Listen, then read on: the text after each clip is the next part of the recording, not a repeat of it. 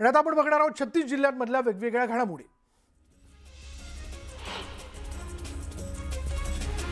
तिरवळांच्या कार्यालयात लाच घेणाऱ्या लिपिक राजू ढेरिंगेला जामीन मंजूर करण्यात आला। मुंबई सत्र न्यायालयातील एसीबीच्या विशेष कोर्टाने हा जामीन मंजूर केला।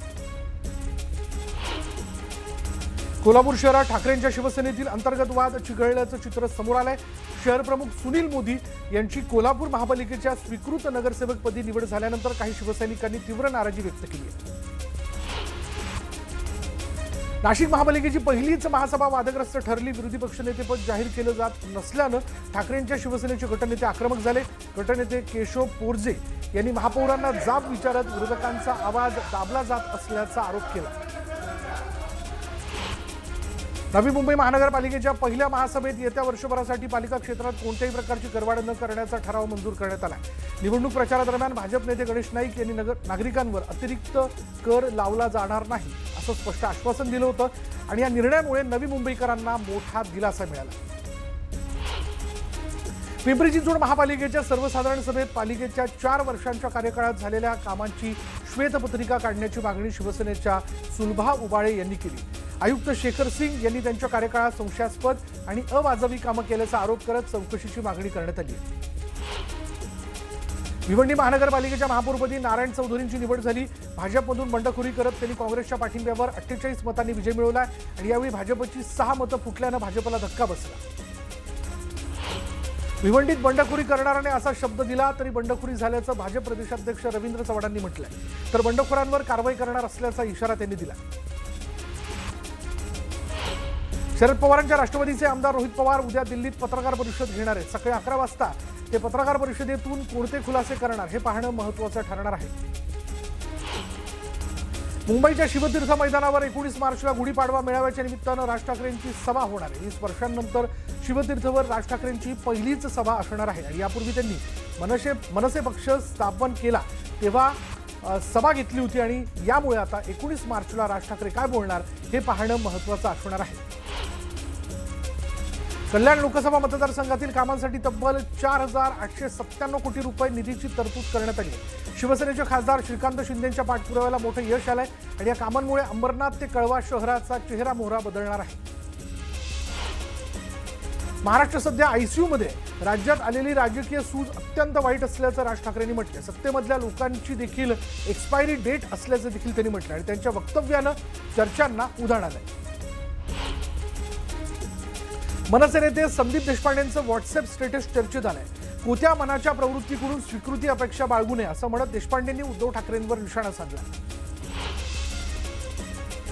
भाजप आमदार प्रसाद लाड मातोश्रीवर उद्धव ठाकरेंची त्यांनी भेट घेतलेली आहे। प्रसाद लाड उद्धव ठाकरेंना मुलाच्या लग्नाची पत्रिका देण्यासाठी त्यांनी भेट घेतल्याचं कळतंय। एकनाथ शिंदे सोबतच्या भेटीवर राज ठाकरेंनी स्पष्टीकरण दिलंय। मुंबईतल्या पार्किंग आणि रस्त्यांच्या प्रश्नाबाबत भेट घेतल्याचं ते म्हणाले, तर प्रत्येक गोष्टीत राजकारण शोधण्याची गरज नसल्याचं देखील त्यांनी म्हटलं। धाराशिव जिल्हा परिषदेत राष्ट्रवादीने शिवसेनेची सत्ता स्थापनेची ऑफर नाकारली। भाजप सोबत राहण्याचा निर्णय राष्ट्रवादीने घेतला। अमरावती महानगरपालिकेच्या पहिल्या सर्वसाधारण सभेला सुरुवात झाली आहे। सत्ता पक्षांचा सभागृह नेता म्हणून भाजपचे माजी महापौर चेतन गावंडे यांची निवड झाली। माजी महापौर विलास इंगोले यांची विरोधी पक्षनेता म्हणून निवड करण्यात आली आहे, तर पहिल्याच सर्वसाधारण सभेला 15 पेक्षा अधिक नगरसेवकांनी दांडी मारली। नाशिकच्या मालेगावमध्ये जन्म प्रमाणपत्रांचा सर्वात मोठा घोटाळा झाल्याचा आरोप भाजप नेते किरीट सोमय्या यांनी केला। अकोल्यात जन्म प्रमाणपत्र संदर्भात महापालिका आयुक्त आणि महापौर यांची भेट घेतली आणि यावेळी त्यांनी अनेक गंभीर दावे केले। छगन भुजबळांची प्रकृती बिघडली। प्रकृती अस्वस्थ्यामुळे छगन भुजबळांचा दौरा त्यांना सोडून रुग्णालयात दाखल करण्यात आलं आणि अचानक पोटात दुखू लागल्यानं अपोलो हॉस्पिटलमध्ये सिटी स्कॅन करण्यात आला। माझी वसुंधरा अभियानात शिर्डी नगर परिषदेने राज्यात पहिला क्रमांक पटकावलाय। नाशिक विभागातील 25 ते 40 हजार लोकसंख्या गटातील नगरपालिकांमध्ये शिर्डी महापालिकेनं अव्वल कामगिरी केली। उद्या मुख्यमंत्री देवेंद्र फडणवीस यांच्या हस्ते पुरस्काराचं वितरण होणार आहे। अपहरण नाही तर स्वखुशीनंच गेल्याचं स्पष्टीकरण भिगवण अपहरण प्रकरणातील तरुणीने दिलं, तर जबरदस्तीनं व्हिडिओ काढल्याचा आरोपही खोटा असल्याचा खुलासा या तरुणीनं न्यूज 18 मराठीवर केला।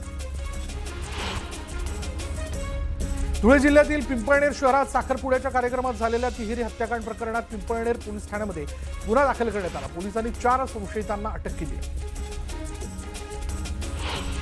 उर्दू शाळेबाबत अल्पसंख्याक आयोगात तक्रार दाखल केल्याच्या कारणावरून नागपुरातील उर्दू शाळेच्या शिक्षकावर हल्ला करण्यात आला। किदवई हायस्कूलच्या सगीर अहमद हा शिक्षक हल्ल्यात जखमी झाला असून 5 पावली पोलिसांनी हल्ला करणाऱ्यांना अटक केली आहे।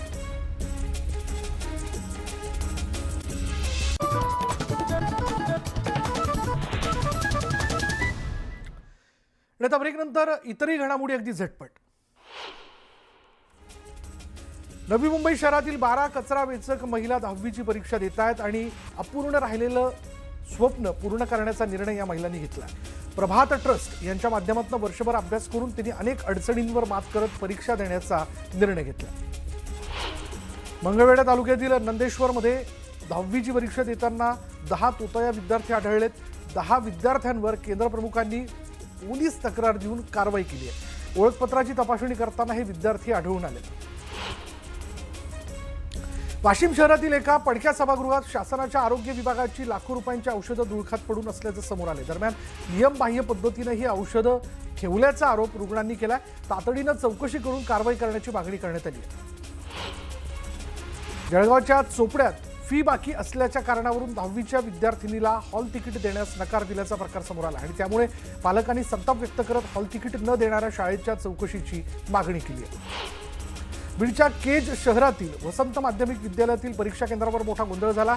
कॉपी पुरवल्याचा व्हिडिओ काढला जात असल्याचं लक्षात येताच कॉपी पुरवणाऱ्या तरुणांसह शिक्षकांची धावपळ झाली। कॉपी पुरवणाऱ्यांना थेट परीक्षा हॉलमध्ये प्रवेश कसा दिला याबद्दल प्रश्न उपस्थित केले जात आहेत। जळगावचा चटई उद्योग आर्थिक संकटात सापडलाय। 300 ते 400 कोटींची वार्षिक उलाढाल असलेल्या चटई उद्योगात सध्या 10 ते 15% घट झाली आणि यामुळे अनेकांवर उपासमारीची वेळ आली। तातडीनं उद्योगाला मदत करण्याची मागणी करण्यात आली आहे।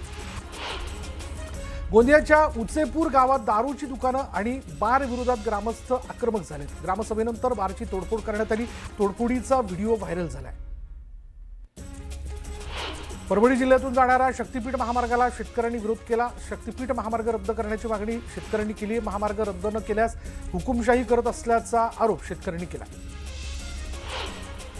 जालन्याचे शिवसेना आमदार अर्जुन खोतकर यांनी जनता दरबार भरवला आणि यावेळी नागरिकांनी खोतकरांसमोर तक्रारी केल्यात। यावेळी मोठ्या संख्येनं शेतकऱ्यांनी जनता दरबारात सहभाग घेतला। गोकुळचं दूध पुन्हा 2 रुपयांनी महागण्याची शक्यता आहे। गोकुळच्या संचालक मंडळाच्या बैठकीत दूध विक्री दर वाढवण्यावर आज शिक्कामोर्तब होणार आहे। बीडमध्ये शिक्षण विभागाचा सावळा गोंधळ पाहायला मिळाला। 10वीच्या पेपरसाठी विद्यार्थ्यांची संख्या वाढल्याचं कारण देत मंडप उभारण्यात आला आणि त्यामुळे विद्यार्थ्यांना मंडपात पेपर द्यावा लागला। दरम्यान शिक्षण विभागाने याची दखल घेत चौकशीचे आदेश दिले। संबंधित केंद्रावर कारवाई करण्यात आली असून पर्यायी व्यवस्थाही केली जाणार आहे।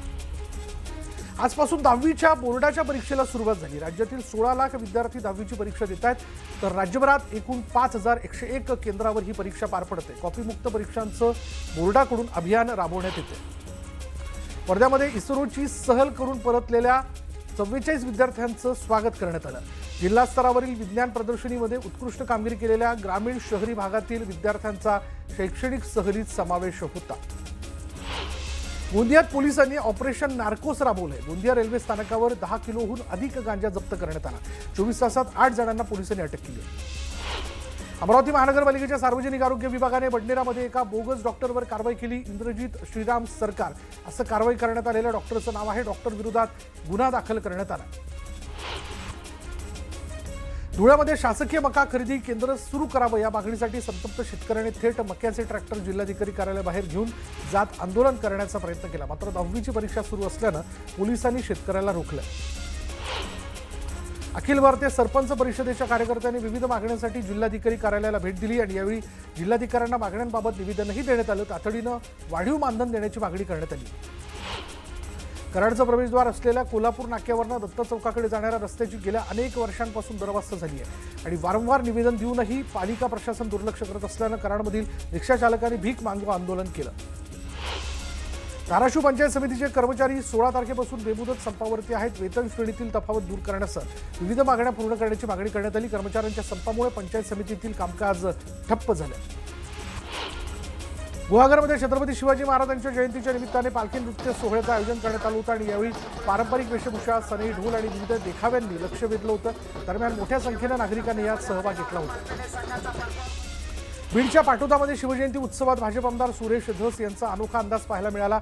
मेहू डॉन या गाण्यावर त्यांनी ठेका धरला आणि त्यांच्या डान्सचा व्हिडिओ जोरदार व्हायरल झाला.